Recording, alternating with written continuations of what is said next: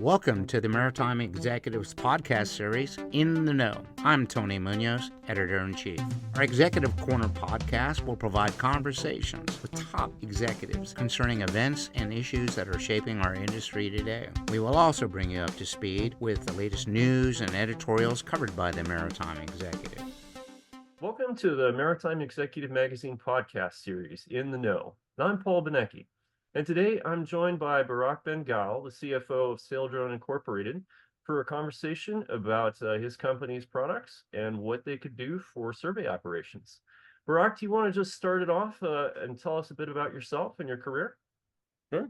So you already mentioned that I'm the Chief Financial Officer of Saildrone. That's basically the highlight of the career, right? But previously, I'm a serial CFO at a variety of really interesting technology companies. I was the first Chief Financial Officer for a company called Sunrun that your audience might be familiar with, the nation's largest residential solar provider. I've been at other companies, private equity backed, venture capital backed, and I've been at Saildrone for about 4 years now.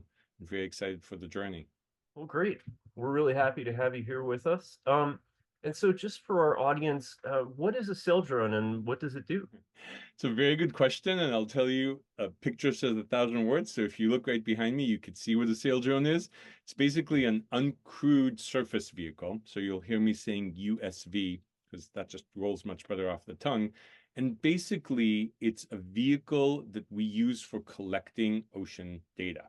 That's what we do. It's basically a fancy hardware platform that can carry any number of a payload of sensors to meet any type of sensing needs that the customers have. So it could be ocean science, it could be seafloor mapping, it could be maritime surveillance. You can configure those sensors to meet whatever needs the particular customer would like to have. And the idea there is because the Saildrones they're effectively autonomous sailboats. The wind power, they have virtually unlimited range and endurance. And so our boats, we have different classes. Our Explorer class of drones have stayed at sea for over a year at a time, collecting a significant amount of data.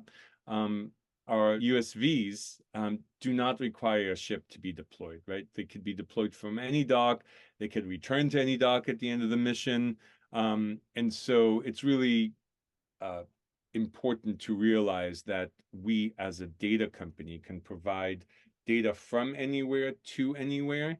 And we have this unique platform that we do not sell the actual drones. So just like when you think about satellite data, you typically don't buy a satellite if you want satellite data. You contract with a satellite company and you buy the data that you need. That's the same thing with us. You contract for the type of maritime data that you want. We get it for you. So who are your customers and who uses a Saildrone? I think the short answer is everyone. That might sound funny, but it's true. There's so many different applications for the maritime data. We find ourselves with inbound requests from customers ranging from universities, foundations, enterprise customers, civil agencies, defense and intelligence agencies, from the US government, and from our allies. So pretty much everyone. Great. And where can they be found? Where do you guys operate? So here I would say the short answer is everywhere, which again might sound pretty funny, but we've had over 36,000 days at seas. So yes, that's almost 100 years if you do the math. And we've had over 1 million nautical miles that we've sailed. So we've circumnavigated the Antarctic, 200 days. We sailed into not one, but two different Category 4 hurricanes in the Atlantic. Spent 600 days at sea in the Gulf Stream. We're mapping an area right now off the Gulf of Maine. We are starting our 4th annual hurricane mission. We are starting our fourth annual Great Lakes Fisheries mission this summer. And we are working for the US Navy, the Coast Guard, and some other defense and homeland security entities around everywhere from the Caribbean to the Middle East and everywhere in between. So you'll see us operating all over the place. So tell us a little bit about how that's possible. How can you guys stay at sea for that long and conduct such long-range missions? So funny story is that this maritime vehicle that you see behind us was actually developed by our founder, Richard Jenkins, as he was working up to win the fastest land speed record in a desert. And in order to be able to do that, he actually developed this wing to be able to have the lightest, least amount of power that was necessary in order to propel it forward and to control it. And that ethos of what does it take to go 126 miles per hour using this big wing is the technology that allows us today to operate so efficiently and effectively in maritime environments on extremely low power budgets. Do you think you could tell us a little bit about recent successes that you guys have had with the platform? Sure. I think by far the coolest one, and I've never had this in any other company I've worked with, and it's the one that my kids love the most when you ask them about my company. We made the Guinness Book of World Records 2024. So that I think is an incredible success. But to talk about other examples, very recently, the U.S. Coast Guard Commandant, Admiral Fagan, testified before the House Appropriations Committee about the fact that Saildrone Voyagers in operations right now in the Caribbean have contributed to a significant decline in migrant departures. So us being able to help the Coast Guard in its mission to protect the safety of life at sea in that region, it's pretty amazing. I mean, you don't really get a chance to talk about that at cocktail parties a lot, but I actually do, believe it or not. And I think it's really amazing to be able to just be proud of the company you work for saving people's lives. Absolutely. Yeah, that's really cool. And so I imagine a Saildrone's carbon footprint is pretty small. I know you guys recently completed a report on your carbon emissions. Do you want to tell us a little bit about why you did that report and what you found?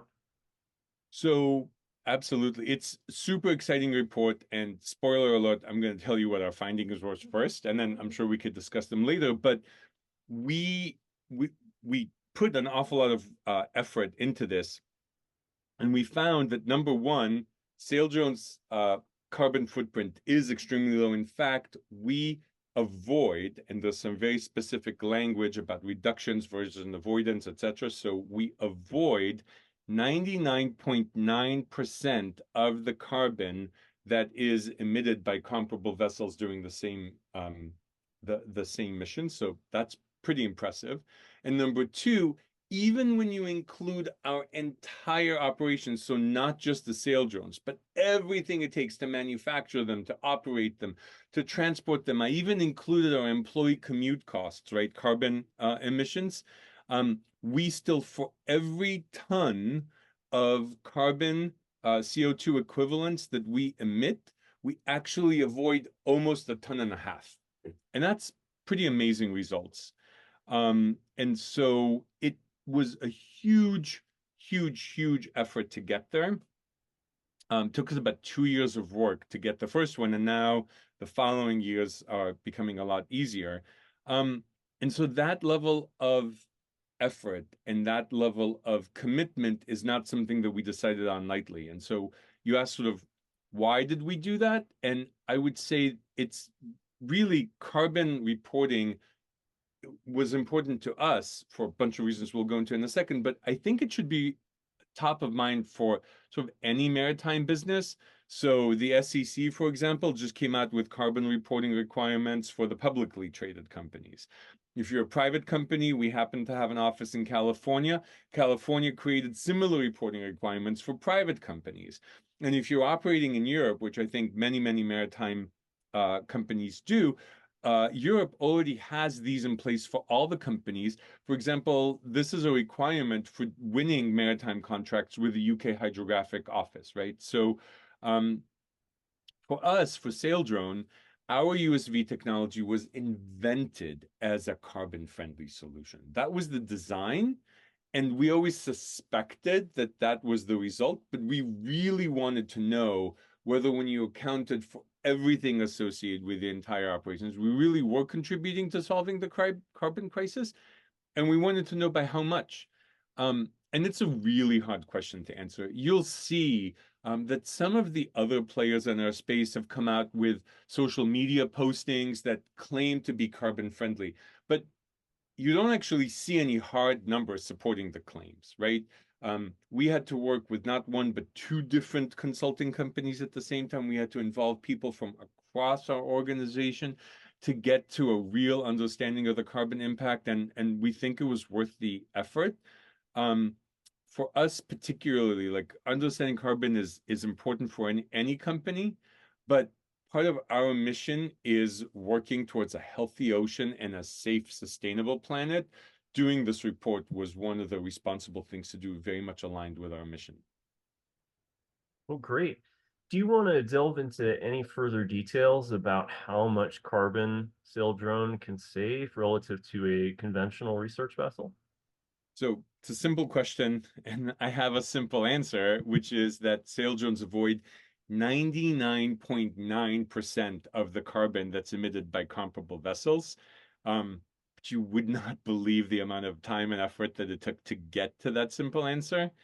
So really, all kidding aside, I hope that your audience appreciates, just a little bit of getting into the details. I'm always happy to talk further, but the idea is that in order to be able to answer that question, you had to do two different things, and our report shows both of those things. The first thing is that you had to measure your own carbon emissions, and that's something that's pretty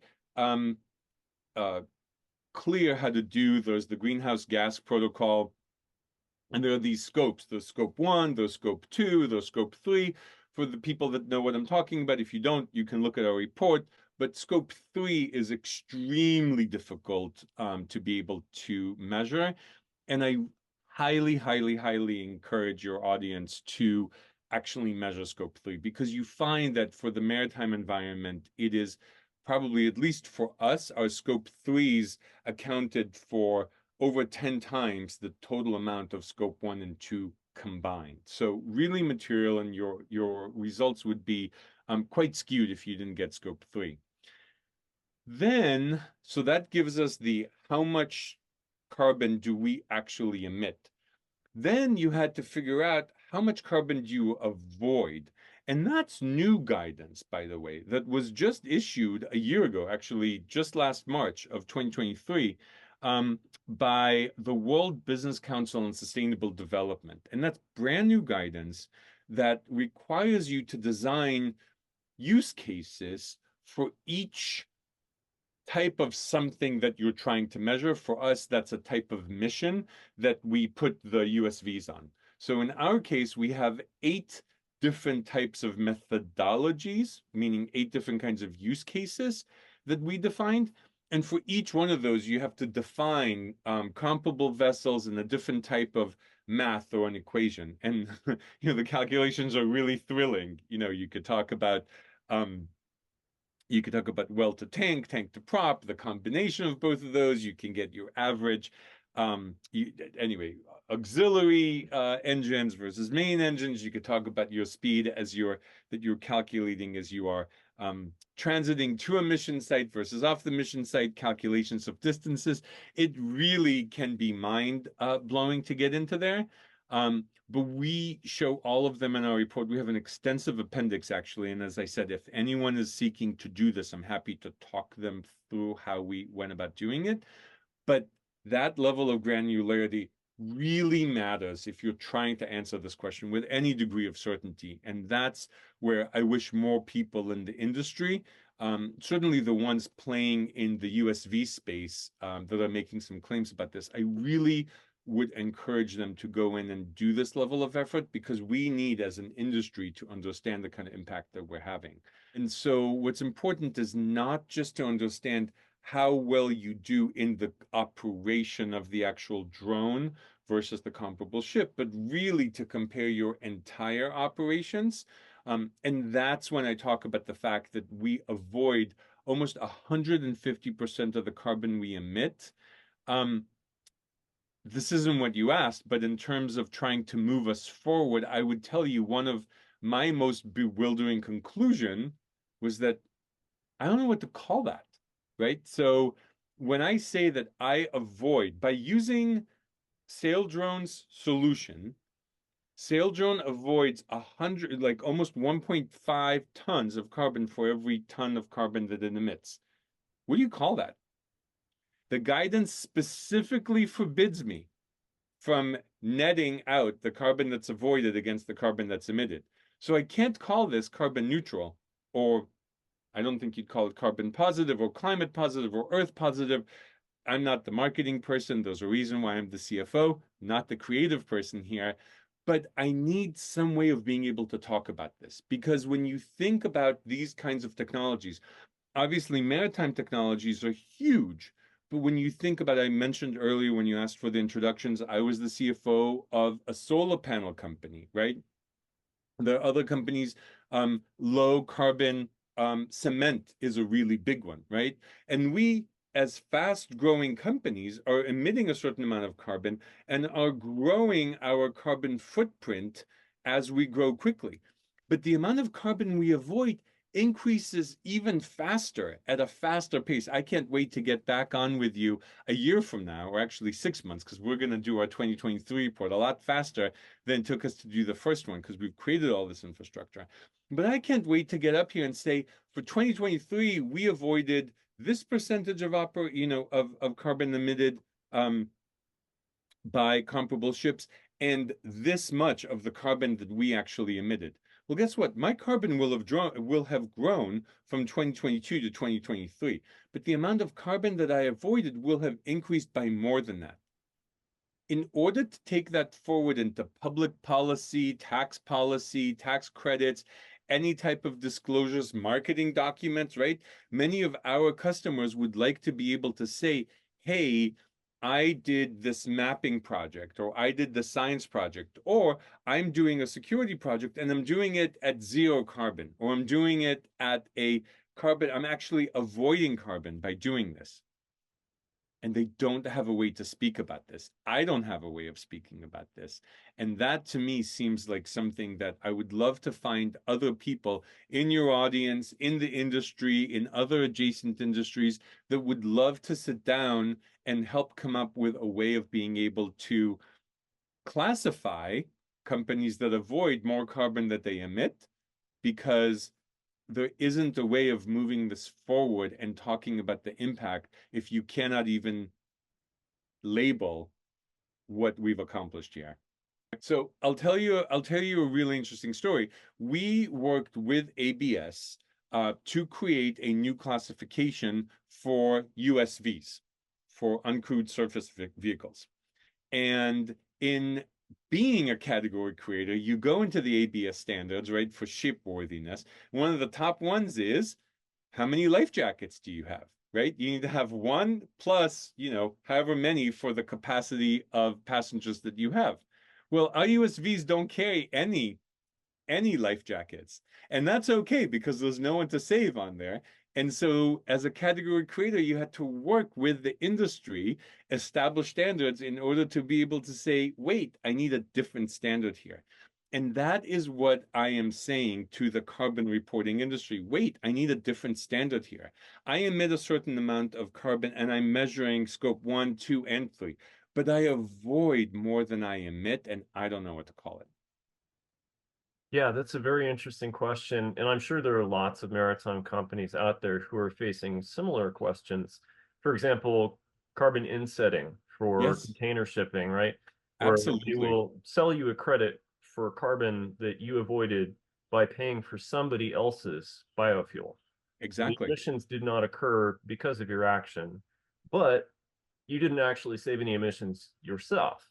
It's a different kind of math, and I think the industry is waking up to the fact that this is going to be something that's very, very important, and an important way to commercialize and monetize carbon savings, right? You're providing a very valuable service to the industry by decarbonizing not just your own operations, but also operations that would have happened if you had not offered the service. Exactly. That's the And perfect that's kind analogy. of like you said, that's a little bit hard wrap your head around at first. But it's really great to hear that those conversations are really starting. And I'm sure there are lots of people in our audience who will want to have them with you. So I'm really glad that you were able to join us today. And yeah, I look forward to circling back in 6 months to a year and hearing what the 2023 report looked like. Likewise. Thanks for having me on. Thanks so much. Really appreciate your time.